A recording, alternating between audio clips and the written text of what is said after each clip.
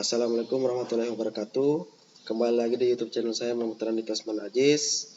Nah, dalam video kali ini saya akan membuat review atau komentar dari materi-materi tiap-tiap kelompok dari teman-teman saya, baik kelompok 1 dan seterusnya. Dalam video ini saya akan mereview hal-hal apa yang terpenting dalam materi mereka dan hal-hal apa saja yang menjadi kendala dan kekurangan dari materi mereka dalam mata kuliah analisis ekonomi P2K. Nah, untuk itu, apabila ada kesalahan dalam penyampaian saya mohon maaf, dan jangan lupa buat teman-teman di subscribe, like, komen, dan share. Semoga bermanfaat buat teman-teman apa yang saya sampaikan, semoga menambah wawasan teman-teman. Dan untuk itu, saksikan video saya berikut ini. Bismillahirrahmanirrahim. Assalamualaikum warahmatullahi wabarakatuh. Baiklah, saya akan mereview atau mengomentari PowerPoint dari teman saya, yaitu teman-teman dari kelompok 1 yang terdiri dari ketua itu Elgratio Julio De Freitas. Baiklah, saya akan mengomentari peranan hutan kota dalam peningkatan kualitas lingkungan hidup. Nah, di sini di dalam peranan hutan kota dalam lingkungan hidup ini, dia sebenarnya harus terdiri dari 7 aspek kelayakan, karena di dalam mata kuliah analisis ekonomi P2K di aspek kelayakannya itu harus berperan penting dalam pengolahan hutan kota tersebut. Nah, di sini saya akan melihat apakah teman-teman saya dari kelompok 1 ini memasukkan atau memberikan penjelasan mengenai tentang aspek kelayakan dari peranan hutan kota di sini.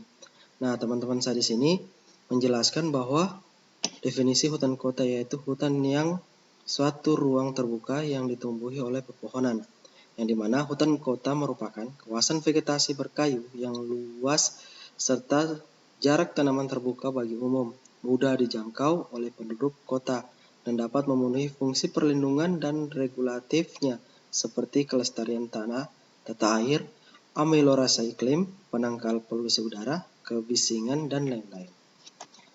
Kemudian, teman-teman saya di kelompok 1 menjelaskan bahwa fungsi hutan kota, yaitu menurut Irwan tahun 2005, berpendapat bahwa hutan kota secara garis besar memiliki 3 fungsi, yaitu fungsi ekologi atau lingkungan, serta fungsi sosial dan fungsi estetika.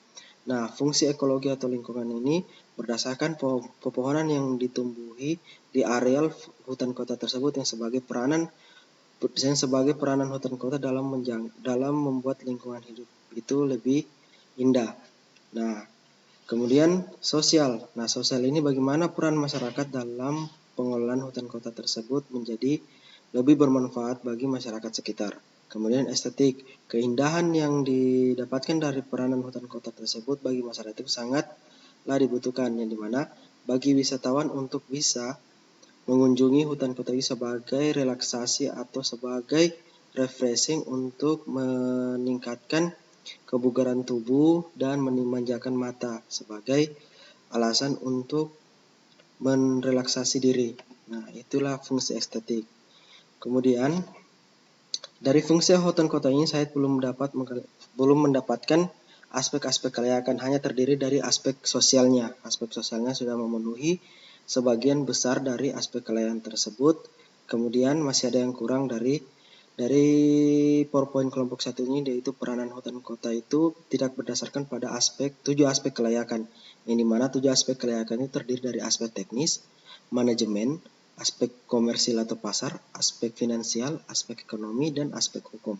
Nah, mereka hanya menjelaskan mengenai aspek sosial dan lingkungan, sedangkan dari ke-6 aspek tersebut tidak memenuhi. Jadi, dalam peranan fungsi hutan kota terhadap lingkungan itu berarti belum memenuhi kelayakan yang sangat menunjang atau sangat meningkat, sehingga fungsi hutan kota itu belum bisa dikatakan layak. Seperti itu. Itu menurut komentar dari saya. Kemudian fungsi hutan kota berdasarkan mendukung pelestarian keanekaragaman hayati, menciptakan keseimbangan dan berseraian lingkungan fisik kota, kemudian berpenyangga dan pelindungan pemukiman tanah dan erosi. Kemudian, nah di sini pengelolaan hutan kota. Nah, pengelolaan hutan kota ini berdasarkan dua aspek, yaitu kawasan pemukiman dan kawasan industri. di mana pengolahan hutan kota ini bagi kawasan pemukiman itu kawasan pemukiman yang berfungsi sebagai penghasil oksigen, penyerap karbon dioksida, peresap air, penahan angin, dan perdebaran kebisingan komposisi tanaman berupa jenis pepohonan yang tinggi yang dikombinasikan dengan tanaman perdu dan terumputan. Kemudian kawasan industri. Kawasan industri ini yang berfungsi sebagai mengurangi polusi udara dan kebisingan.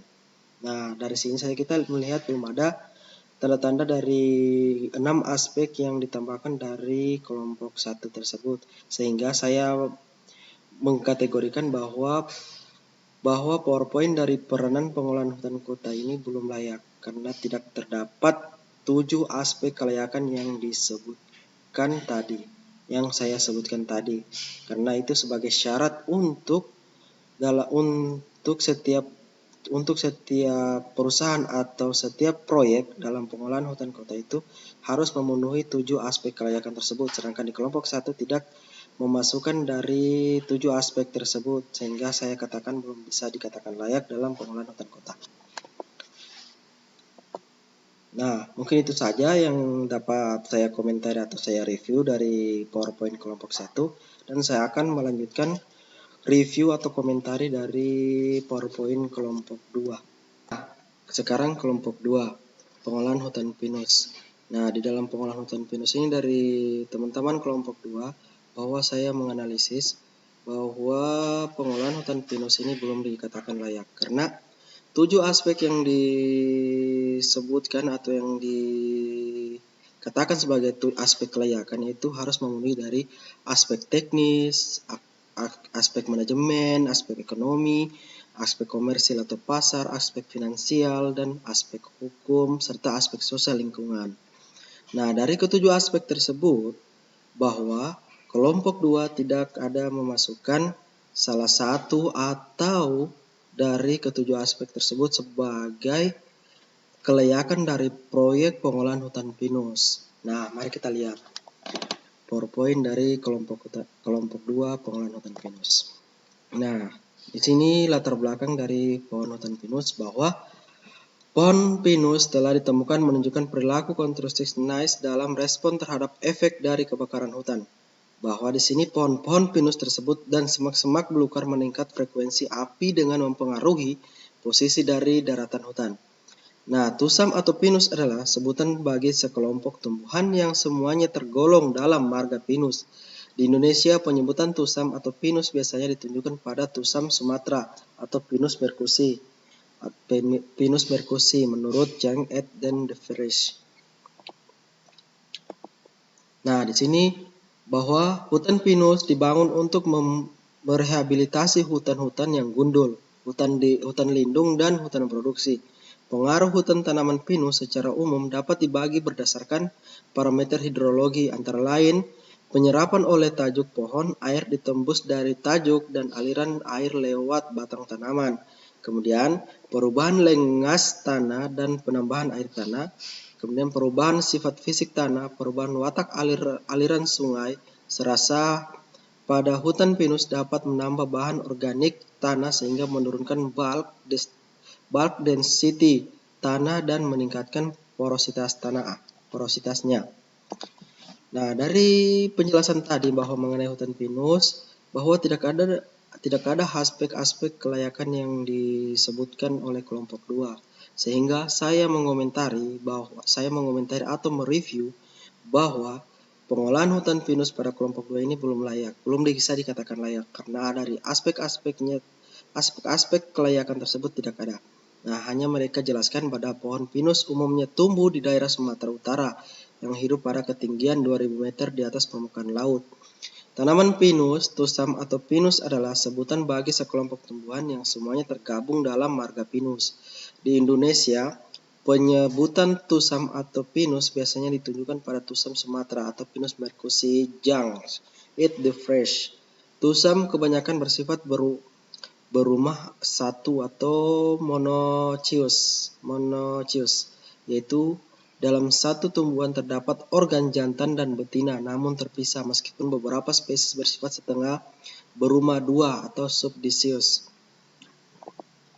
Nah, ini berdasarkan klasifikasi pinus. Nah, klasifikasi pinus berdasarkan kingdom atau pantai atau tumbuhan, subkingdom Tracheobionta, tumbuhan berpembulu, superdivisi Spermatophyta atau menghasilkan biji, divisi Coniferophyta, kelas Pinospida, ordo Pinales, famili Pinaceae, genus Pinus.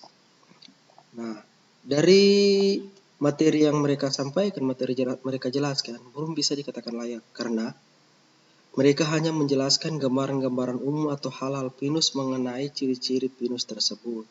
Nah, sedangkan pengolahan hutan pinus itu merupakan suatu proyek di mana di dalam pengolahan hutan pinus itu harus terdiri dari aspek-aspek kelayakan, yang di mana aspek-aspek kelayakan itu sangatlah penting, di mana aspek kelayakan berperan penting itu karena ketika dalam pengolahan hutan pinus mendapatkan masalah dalam satu proyek, maka tujuh aspek kelayakan tersebutlah yang bisa mampu meminimalisir dari masalah-masalah yang didapatkan dalam pengolahan hutan pinus. Nah, dari situlah sehingga aspek kelayakan itulah sangat dibutuhkan. Nah, maka dari itu saya katakan bahwa pengolahan hutan pinus di kelompok 2 ini belum bisa dikatakan layak. Nah, itulah pemaparan atau komentar atau review dari saya bahwa kelompok 2 ini belum bisa dikatakan pinus karena mereka hanya menjelaskan gambaran umum dan hal-hal penting mengenai pinus. Untuk itu kita akan melihat review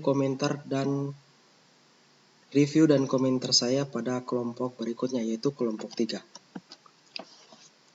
Kemudian kelompok 3. Nah, di kelompok 3 ini dari PowerPoint yang mereka buat dari kelompok 3 itu sudah bisa saya katakan layak, tergantung dari seorang pembaca atau sepembaca. Nah, dari PowerPoint kelompok 3 ini sangat bagus karena mereka memasuki semua aspek-aspek kelayakan yang diinginkan oleh suatu proyek atau perusahaan. Nah, dari mata kuliah analisis ekonomi pengolahan mangrove kelompok 3. Nah, di sini mereka memberikan suatu gambaran penting mengenai mangrove itu seperti apa.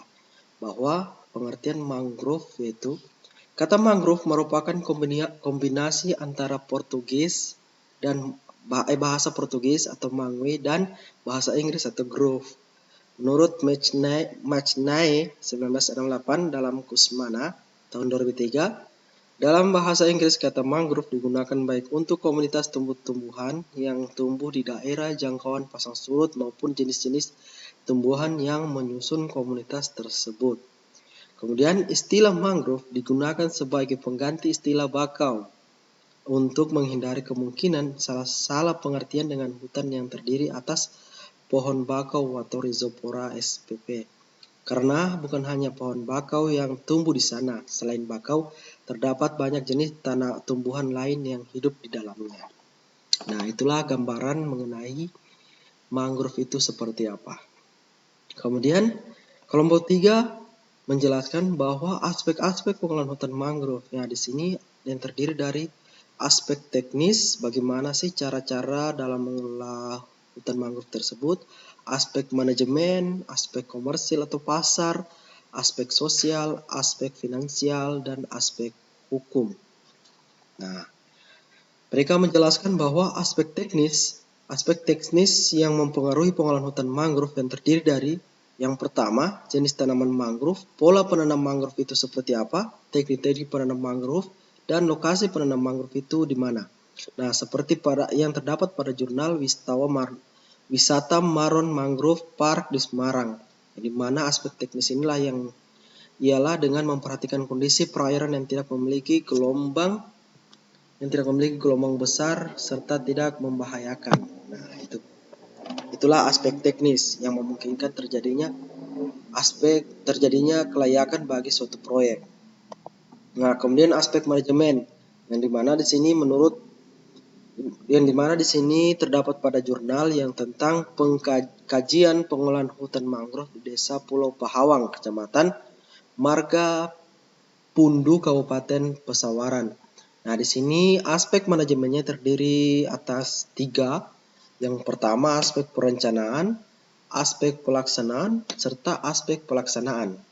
Nah, dari sini saya akan mengomentari atau mereview sebagian dari aspek manajemen, di mana yang pertama itu aspek perencanaan, di mana tingkat masyarakat telah cukup aktif berpartisipasi dalam perencanaan.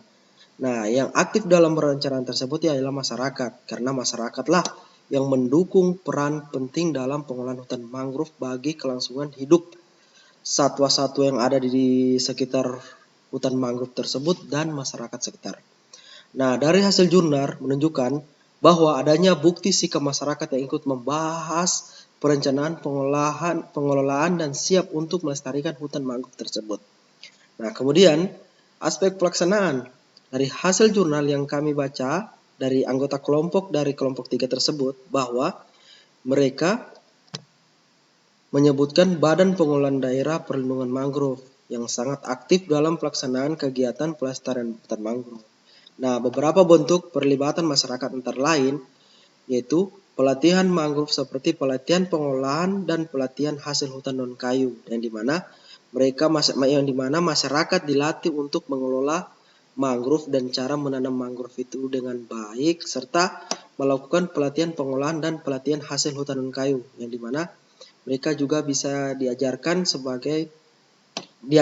kepada masyarakat bagaimana sih cara mengolah hasil hutan non kayu. Nah, kemudian aspek pengawasan, di mana kegiatan pelaksanaan dilakukan bahwa masyarakat itu diperlukan untuk membantu pemerintah atau yang berkepentingan dalam pengolahan hutan mangrove itu untuk mengawasi agar tidak terjadinya perusakan terhadap hutan mangrove yang ada di sekitaran pengolahan hutan mangrove, yang dimana bisa baik itu wisatawan maupun orang-orang yang tidak bertanggung jawab. Maka dari itu peran masyarakat untuk mengawasi itu sangat dibutuhkan. Kemudian aspek sosial dan lingkungan. Nah, aspek sosial dan lingkungan sini keterlibatan dan partisipasi masyarakat lokal dalam pengembangan dan pengelolaan ekowisata memberikan mereka kesempatan untuk berhubungan langsung dengan lingkungan, sehingga kesadaran mengenai kelestarian juga akan tumbuh. Nah, inilah peranan aspek sosial dan lingkungan, yaitu keterlibatan dan partisipasi masyarakatlah yang dibutuhkan. Karena tanpa masyarakat, seseorang untuk mengolah hutan mangrove itu tidak akan berjalan dengan baik, karena masyarakat lokallah yang mampu mendorong atau memberikan perhatian terhadap mereka agar kiranya pengolahan hutan mangrove itu berjalan dengan baik. Nah, kemudian aspek sosial pengolahan hutan mangrove meliputi jumlah penduduk yang ada di sekitaran pengolahan hutan mangrove tersebut. Nah, maka aspek sosial inilah yang berperan bahwa jumlah penduduk itu sangat menunjang, di mana penunjangan sosial itu sangat membutuhkan penduduk. Penduduk itu untuk berperan dalam membersihkan lingkungan, dalam melakukan perawatan tanaman, sehingga masyarakatlah aspek sosiallah yang dibutuhkan, karena jumlah penduduk itu sangat bergantung pada kondisi serta minat masyarakat dalam pengolahan hutan mangrove. Kemudian aspek komersil atau pasar. Nah, di sini aspek komersil atau pasar bahwa ekowisata berkontribusi secara langsung dan tidak langsung, yang dimana secara langsung itu masyarakat terjun langsung dalam mengelola atau memasarkan hasil ekowisata tersebut. Di mana masyarakat melakukan ekowisata, di mana masyarakat itu bisa menjadikan sebagai penambah keuntungan dan hasil yang mereka dapatkan dari area sekitar pengolahan hutan mangrove, yang dimana mereka bisa juga menjadikan tempat wisata bagi masyarakat yang ingin berwisata atau ingin bersenang-senang serta ingin memanjakan mata di areal pengolahan hutan mangrove atau ekowisata yang ada di sekitaran daerah mereka. Dan tidak langsung itu untuk peneliti dan kegiatan konservasi suatu kawasan. Memang tidak langsung ini untuk sebagai kita itu seorang mahasiswa untuk sebagai melakukan sebuah penelitian, kegiatan konservasi suatu kawasan. Kemudian ekosistem mangrove merupakan ekosistem yang menarik untuk diteliti. Kemudian aspek ekonomi. Nah, di sini aspek ekonomi itu berperan penting karena tingkat ekonomi masyarakat menurut data dari Departemen Kehutanan tahun 2001 dalam Novianti tahun 2011 mengatakan bahwa faktor keinginan manusia atau masyarakat dalam mengolah hutan mangrove itu maupun merusaknya sangatlah besar. Yang dimana kenapa masyarakat minat keinginan manusia atau masyarakat dalam mengolah hutan mangrove maupun merusaknya sangatlah besar karena masyarakat tidak tahu mengelola atau melestarikan hutan mangrove seperti apa karena mereka tidak memiliki keahlian. Nah, kemudian menurut Pradana, Nirwani, dan Suryono tahun 2013 bahwa aspek ini merupakan kegiatan yang sangat mempengaruhi kinerja dari masyarakat dalam ikut serta untuk mengelola hutan mangrove. Karena kinerja dari masyarakat dalam ikut serta untuk mengelola hutan mangrove itu kan bisa dikatakan kinerja yang baik karena mereka bisa meningkatkan pendapatan mereka yang berperan aktif dalam pengelolaan mangrove itu yang ada di daerah sekitar mereka itu bisa menjadi peluang besar untuk meningkatkan pendapatan masyarakat sekitar tersebut. Rata-rata masyarakat yang ada di desa Pulau Pahawang bekerja sebagai petani, pekebun, nelayan, dan lainnya. Ekonomi dapat dikatakan baik karena masyarakatnya bekerja, akan tetapi tidak seimbang dengan pengeluaran masyarakat. Nah, itu. Kemudian, aspek finansial. Seperti yang terdapat pada jurnal analisis finansial ekowisata hutan mangrove di Sebubus, Kecamatan Paloh.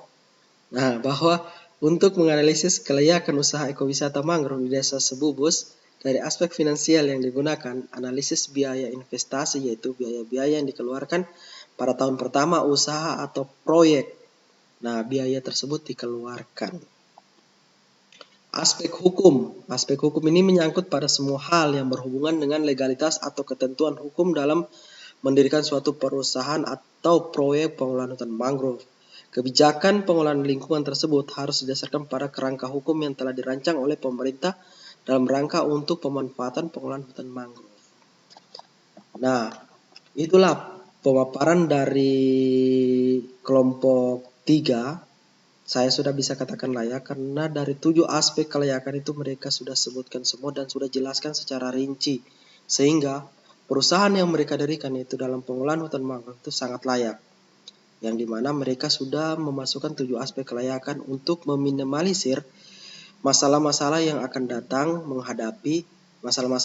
datang dihadapi oleh mereka dalam pengolahan hutan mangrove. Baik itu masalah dari luar, dalam maupun masalah-masalah yang sekecil bisa dikatakan bisa diminimalisir dari aspek-aspek kelayakan tersebut. Nah, kemudian saya akan mereview atau mengomentari presentasi dari materi dari kelompok 4. Nah, saya akan melihat apakah dari kelompok 4 ini sudah bisa dikatakan layak atau tidak. Nah, kemudian selanjutnya itu kelompok 4. Nah, kelompok 4 ini membahas mengenai tentang pengolahan budidaya lebah madu.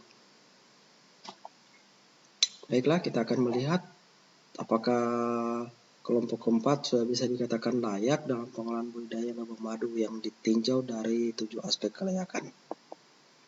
Nah, di sini kelompok 4 membahas mengenai konsep perlebahan dan pemanfaatan lebah.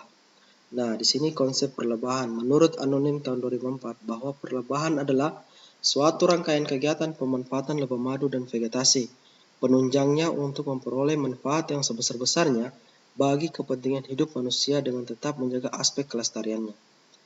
Kemudian, pemanfaatan lebah, keistimewaan lebah diantaranya beragam. Manfaat dari biodiversitas yang ada di dunia adalah kemampuan untuk menghasilkan berbagai madu dan berbagai kesehatan bagi manusia, yang dimana menghasilkan serbuk sari serta enzim-enzim serta nektar yang dapat bermanfaat bagi kesehatan.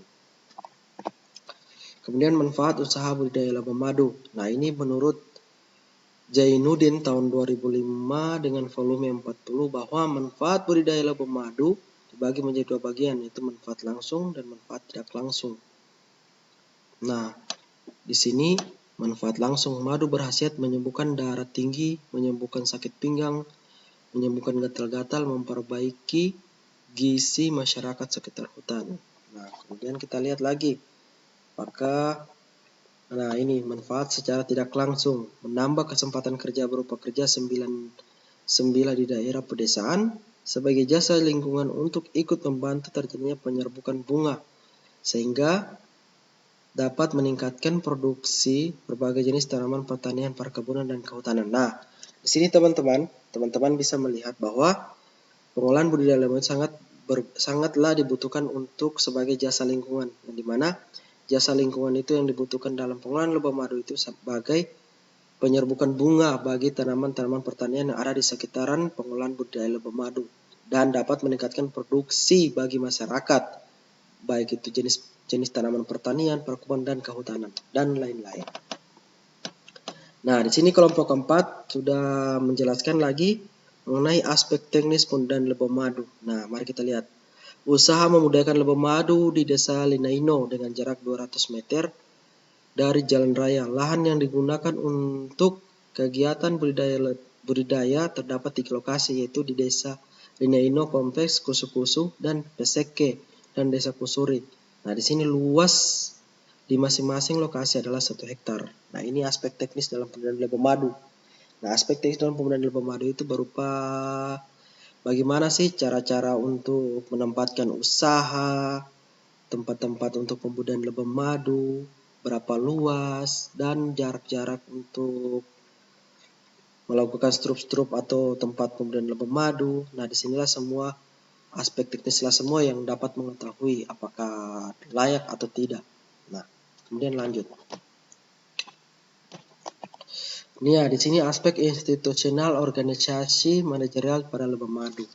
Nah, di sini pendekatan yang dilakukan dalam mengatasi permasalahan mitra setelah dilakukan identifikasi potensi adalah membuat alternatif rencana. Nah, ini aspek institusional, organisasi, manajerial pada pengolahan lebah madu. Nah, kemudian aspek sosial dan lingkungan dalam pengolahan budidaya lebah madu. Madu adalah salah satu hasil hutan yang banyak dimanfaatkan masyarakat Dayak Meratus. Nah, ini pada masyarakat Dayak dan masyarakat sekitar seluruh Indonesia. Nah, bukan cuma masyarakat Dayak saja yang membutuhkan dari madu tersebut, tetapi seluruh masyarakat Indonesia, bahkan sampai dunia pun mengkonsumsi madu tersebut, sehingga madu tersebut banyak diburu oleh masyarakat untuk kesehatan. Nah, sehingga itu aspek sosial dan lingkunganlah yang berperan. Kemudian pengolahan madu dilakukan secara turun-temurun kepercayaan dengan memperhatikan faktor lingkungan. Nah, kepercayaan yang turun-temurun ini bisa dilihat dan bisa memperhatikan itu faktor lingkungan yang ada di sekitaran daerah kita maupun masyarakat Dayak. Apakah masyarakatnya itu berminat atau sangat tergantung pada madu tersebut, maka dari itulah bisa kita katakan kita harus membudidayakan madu tersebut agar tidak punah, sehingga bisa dapat kita lestarikan secara bersama-sama. Maka dari itu aspek sosial dan lingkungan yang berperan.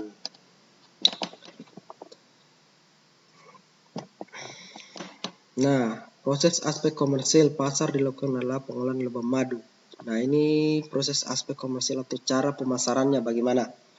Nah, di sini dijelaskan bahwa madu yang telah selesai dipanen akan dijual di pusat perlebahan Halmahera. Nah, ini terdapat di Papua atau tepatnya di Halmahera. Dan beberapa toko serta apotek. Pada tahun 2011 sampai 2012, madu yang masih sedikit sehingga belum mencukupi permintaan dari tempat lain.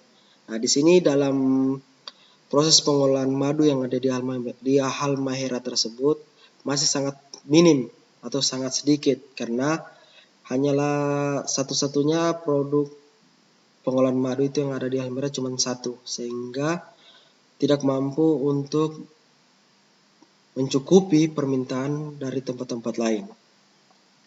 Nah, pada tahun 2013, Pusat Perlebahan Halmahera telah memasok 20 botol madu di Partamart, 10 botol madu di Common Mart, dan 20 botol madu di perusahaan tambang NHM di Gosowong. Madu yang telah dipanen diantarkan langsung oleh seorang pemilik dari pengolahan budidaya lebah madu itu, yaitu Ibu Jeti, ke toko, apotek, ataupun pelanggan yang meminta. Nah, pada tahun 2013, pusat perlembahan di Halmahera sudah meningkat karena sudah banyak pengolahan budidaya lebah madu yang ada di sana, sehingga permintaan masyarakat baik itu dari daerah tempat lain maupun dari daerah lain sudah bisa terjangkau, sudah bisa terpenuhi. Kemudian manfaat aspek finansial dalam pengelolaan budidaya lebah madu. Nah, bisa kita lihat bahwa analisis finansial dalam pengolahan suatu studi untuk penilaian dalam rangka untuk melihat apakah usaha lebah madu yang dilaksanakan itu layak diusahakan dan menguntungkan secara finansial bagi masyarakat. Nah, di sini saya akan memberikan penjelasan mengenai di mana kriteria yang digunakan, beberapa di antaranya yaitu untuk bisa kita katakan aspek finansial ini bisa berjalan yang baik, kita harus melihat Net Present Value NPV atau NPV, Net Benefit Cost. Benefit itu keuntungan yang didapat oleh si pemilik pengolahan budidaya lebah madu, dan internal rate atau rata-rata dari of return atau IRR dalam pengolahan budidaya lebah madu. Nah, di sini batasan 15 tahun untuk menganalisis pada penelitian didasarkan pada beberapa alasan, yaitu 15 tahun diyakini analisis sudah dapat mewakili hasil yang menggambarkan keadaan perusahaan yang sebenarnya. Selain itu, 15 tahun telah tercapai tahapan-tahapan dalam suatu perusahaan, yaitu pada tahun 0 sampai 2 perusahaan mengalami kerugian. Kemudian pada tahun ketiga, 4 pengolahan budidaya itu sudah berkembang dengan baik. Nah, di sini analisis finansial dengan menggunakan kriteria NPV, PCR, IRR, dan BEP memerlukan data berupa benefit dan cost dalam jangka waktu yang ditentukan. Adapun komponen benefit yang digunakan dalam pengumpulan data kelayakan finansial pada usaha lebah madu, yaitu layak tidak diusahakan kesehatan, merupakan salah satu kebutuhan dasar manusia selain pangan, sandang, dan papan. Kemudian peran aspek ekonomi dalam pengolahan budidaya lebah madu. Nah, di sini peran aspek ekonomi budidaya lebah madu yaitu dengan menganalisis manfaat usaha ternak lebah madu jenis Apis cerana ditinjau dari aspek ekonomi. Yang dimana dikatakan tinjau dari aspek ekonomi dapat dilakukan dengan melakukan pendekatan konsep produktivitas. Pendekatan konsep produktivitas itu bagaimana produksi madu yang dikelola oleh setiap pengelola budidaya lebah madu itu dengan produktivitas yang tinggi, yang dimana perbandingan perkiraan hasil pengembangan budidaya lebah madu yang dikelola secara tradisional dan modern ditinjau dari analisis ekonomi dengan jumlah 100 koloni lebah dalam 1 tahun. Nah, disinilah faktor-faktor yang mempengaruhi pengembangan budidaya lebah madu. Nah, di sini akses bagi masyarakat untuk mengelola budidaya lebah madu itu seperti apa?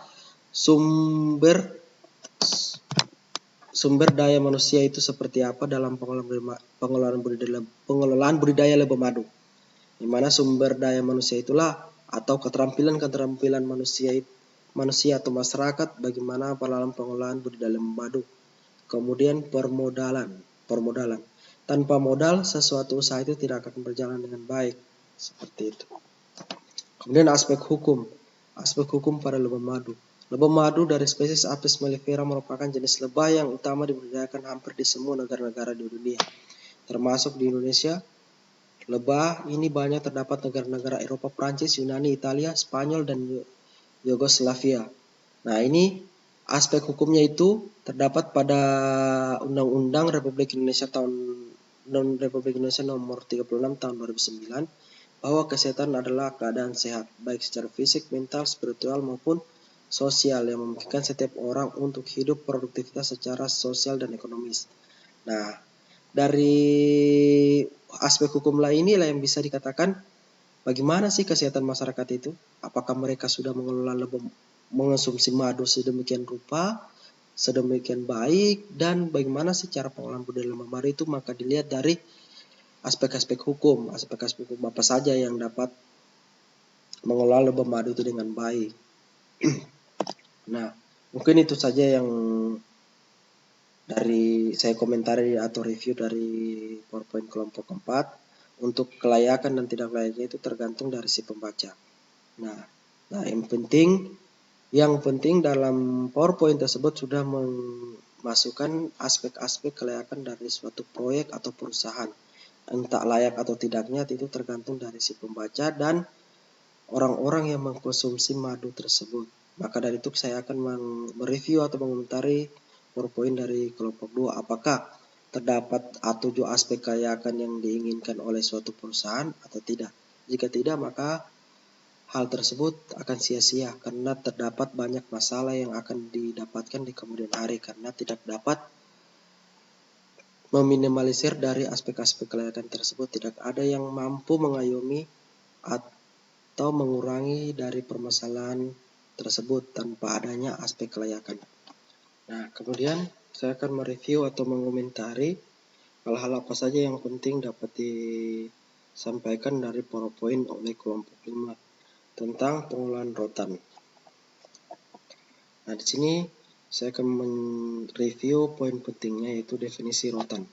Rotan adalah sekelompok palma dari puak atau tribus Salamiae yang memiliki habitus memanjat atau habitat memanjat, terutama Calamus, Daemonorphus, dan Onchocalamus. Puak Salamiae sendiri terdiri dari sekitar 600 anggota dengan daerah persebaran di bagian tropis Afrika, Asia, dan Australia.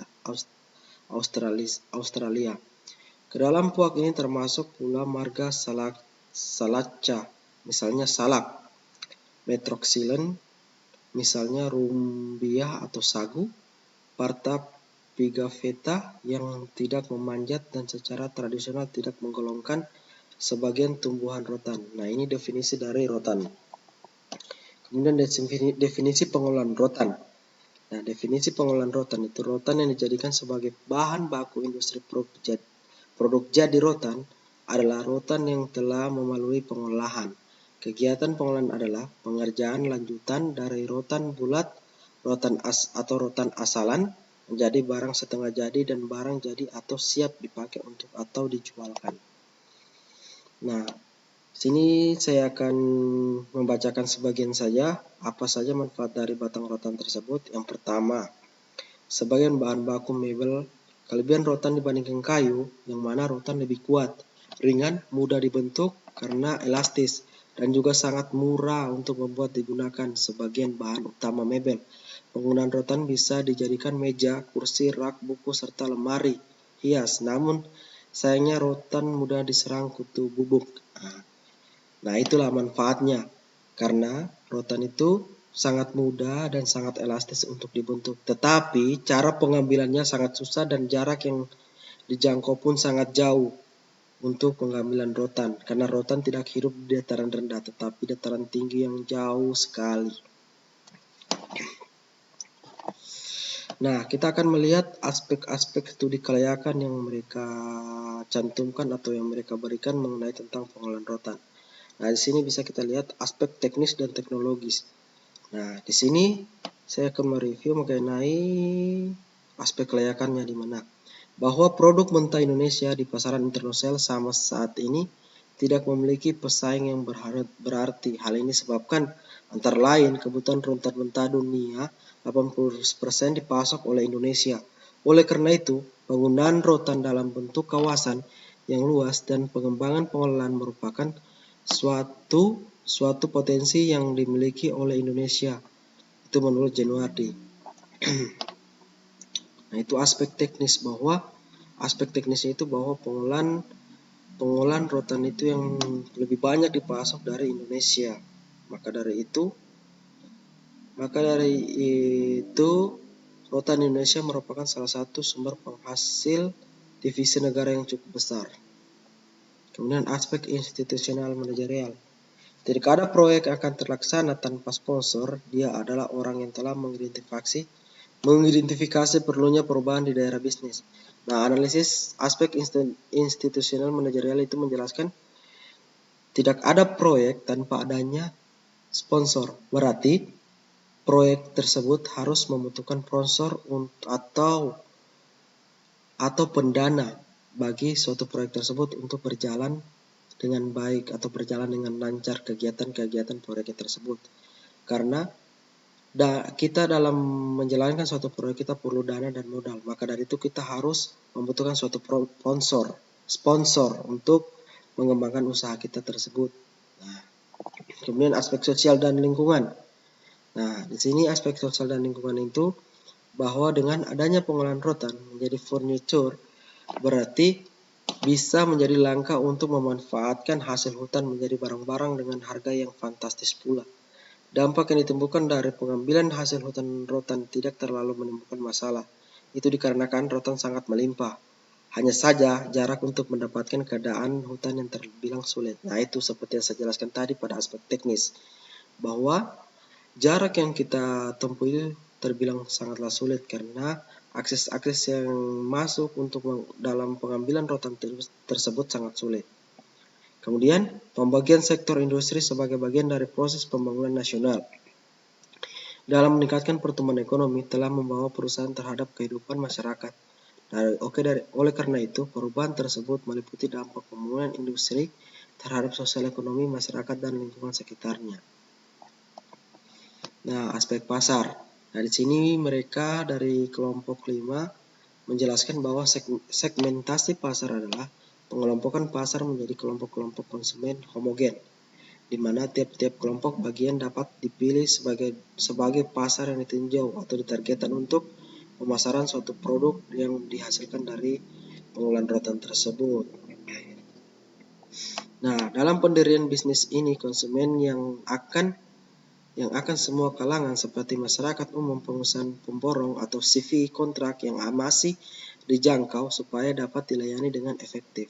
Maka tujuan utama yaitu segmentasi pasar atau market segmentation adalah untuk merangsang semua pelanggan yang berpotensi. Pemasaran marketing yang tidak memiliki target adalah sia-sia karena ada banyak kelompok pelanggan yang mungkin tidak tertarik untuk membeli jasa yang dijual dari hasil pengolahan produk rotan tersebut. Nah, analisis kelayakan finansial. Nah, suatu usaha pada umumnya dalam pelaksanaan memerlukan dana yang cukup besar untuk keberlangsungan dan keberlanjutan usahanya, baik itu untuk proses produksi maupun investasi. Namun, banyak usaha yang telah dijalankan sekian lama ternyata tidak menguntungkan. Maka dari itu, analisis kelayakan finansial yang mampu meminimalisir terjadinya tidak menguntungkannya suatu proyek. Maka dari itu, kegagalan-kegagalan inilah yang bisa meminimalisir terjadinya tidak menguntungkan bagi proyek untuk dilaksanakan. Maka saya bilang tadi bahwa 7 aspek kelayakan itu sangatlah berperan penting untuk meminimalisir kegagalan-kegagalan yang ada. Kemudian aspek ekonomi, analisis ekonomi, yaitu pengambilan data industri pengolahan rotan yang ada di Kota Medan dilaksanakan melalui sensus di 21 kecamatan. Nah, dari sini analisis ekonomi itu melakukan sensus 21 kecamatan yang ada di Kota Medan. Data meliputi nama perusahaan, status badan hukum, alamat, dan nomor telepon dan jasa rotan yang diperdagangkan. Kemudian dari hasil sensus tersebut dipilih industri pengolahan rotan yang mewakili tiap kecamatan berdasarkan luasan tiap kecamatan dan diutamakan industri pengolahan yang besar sehingga meningkatkan pendapatan masyarakat di daerah sekitar proyek rotan tersebut karena bisa membuka lapangan pekerjaan bagi masyarakat yang ada di sekitaran pengolahan rotan tersebut dan meningkatkan pendapatan mereka. Aspek hukum. Nah, di sini saya akan mereview atau mengomentari aspek hukum yang mereka sebutkan. Yang pertama ini menurut Undang-Undang Nomor 23 Tahun 1997 tentang Pengolahan Lingkungan Hidup. Pasal 6 ayat 1, setiap orang berkewajiban memelihara kelestarian fungsi lingkungan hidup serta mencegah dan mengulangi pencemaran dan perusakan lingkungan hidup. Nah, aspek yang ada menimbulkan berbagai kaitan dari masyarakat Indonesia ingin berlomba-lomba dalam membuat berupa seni karya dan bernilai. Berbagai karya seni maupun kerajinan tangan di Indonesia diatur di dalam Undang-Undang Nomor 19 Tahun 2002 tentang Hak Cipta dan diubah menjadi Undang-Undang Nomor 28 Tahun 2014 tentang Hak Cipta. Nah, di sini dari karya-karya orang lain itu yang berupa dari hasil rotan, pokoknya intinya bahan pokoknya itu terbuat dari rotan itu sudah dilindungi oleh badan hukum, yaitu dengan hak undang-undang hak cipta. Nah, di sini pada pasal 23 tahun 19 tentang pengelolaan hutan lingkungan hidup. Nah, di sini pasal 18 ayat 1 menjelaskan bahwa setiap usaha atau kegiatan menimbulkan dampak besar dan penting terhadap lingkungan hidup wajib memiliki analisis dampak lingkungan untuk memperoleh izin melakukan usaha dan atau kegiatan. Nah, aspek hukum lain yang dapat meminimalisir terjadinya bentrok-bentrok antara masyarakat dan pemerintah lain ketika kita mendirikan suatu proyek atau suatu perusahaan.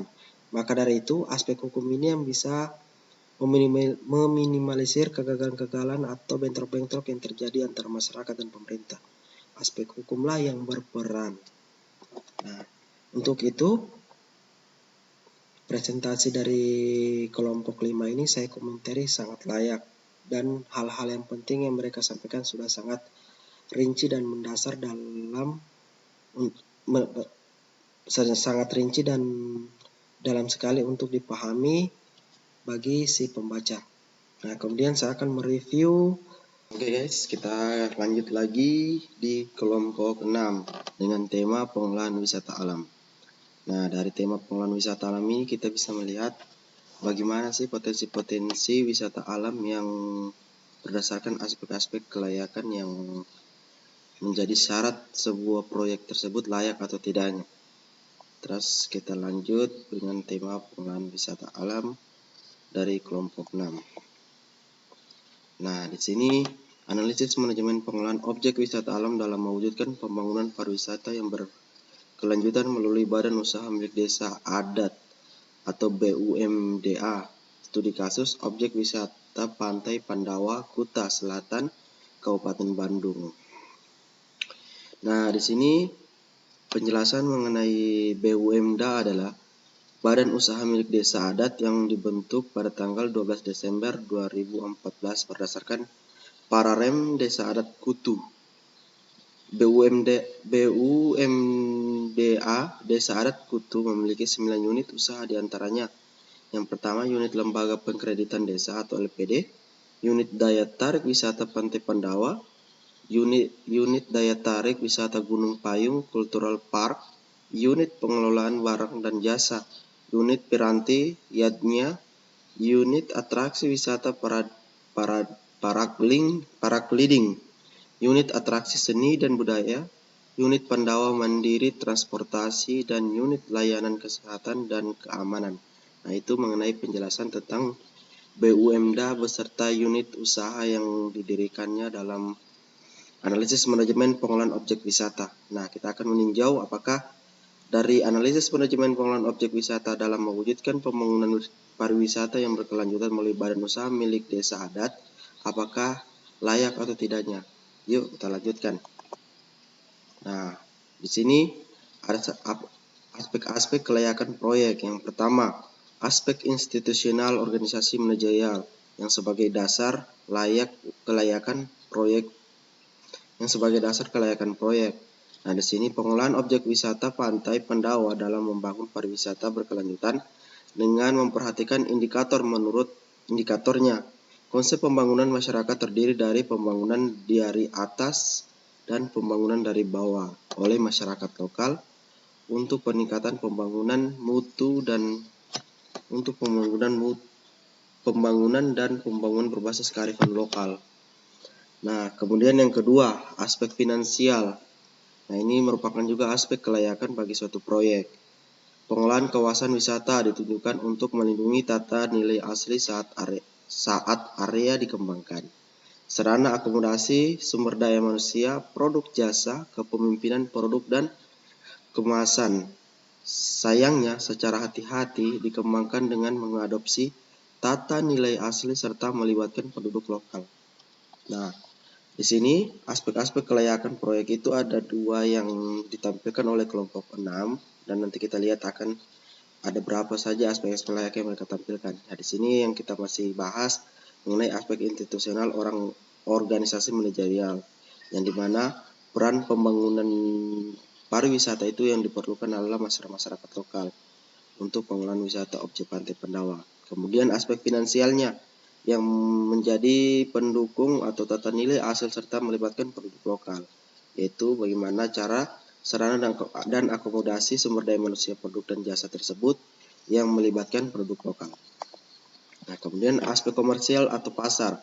Bagaimana sih aspek komersial atau pasar itu yang disebutkan dalam makalah yang disebutkan dalam PowerPoint dari kelompok 6. Yang pertama, yang itu mengembangkan potensi yang ada untuk dapat menjadi unit usaha baru, seperti salah satu unit usaha yang dikembangkan di Desa Kutu saat ini, yakni objek wisata Pantai Pandawa.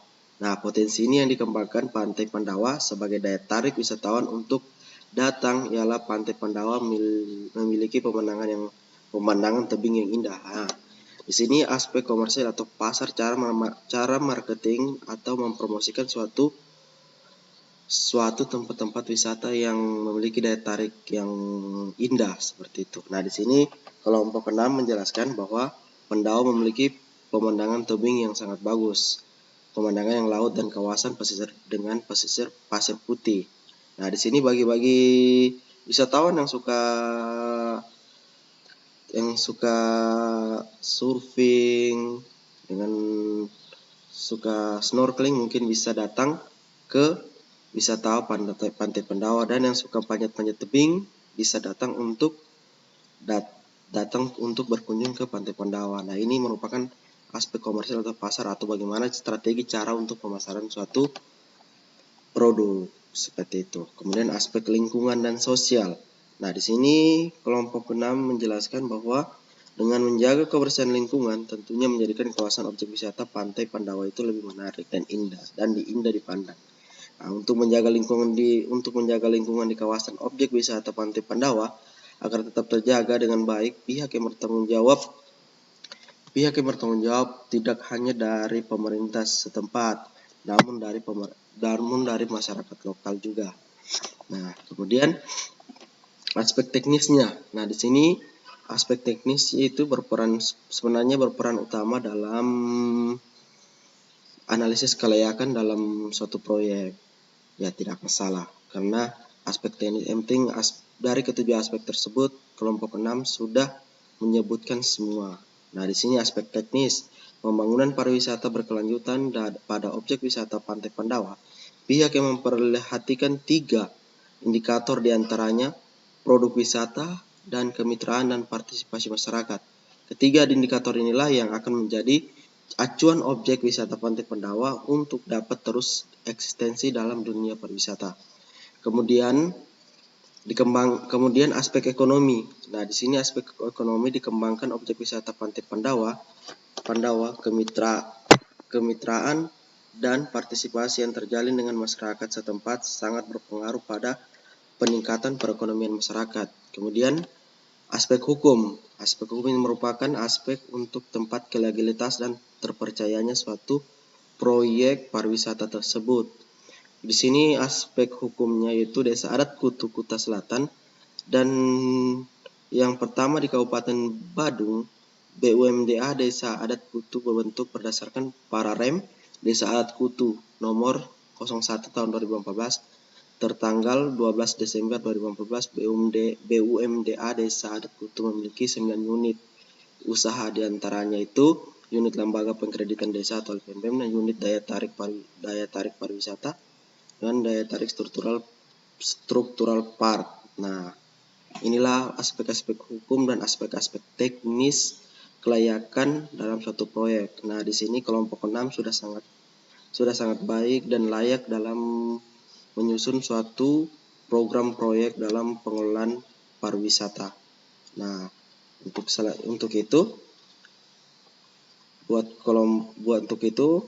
kita dalam menjalankan suatu bisnis atau proyek, kita tidak lupa menganalisis kelayakan dalam suatu proyek, karena itu bisa meminimalisir terjadinya masalah-masalah di kemudian hari. Maka dari itu, aspek teknis kelayakan tersebut, aspek kelayakan itu sangat diperlukan. Nah, mungkin itu saja yang dapat saya komentari atau saya review Lebih dan kurangnya saya mohon maaf. Wabillahi taufik wal hidayah. Wassalamualaikum warahmatullahi wabarakatuh.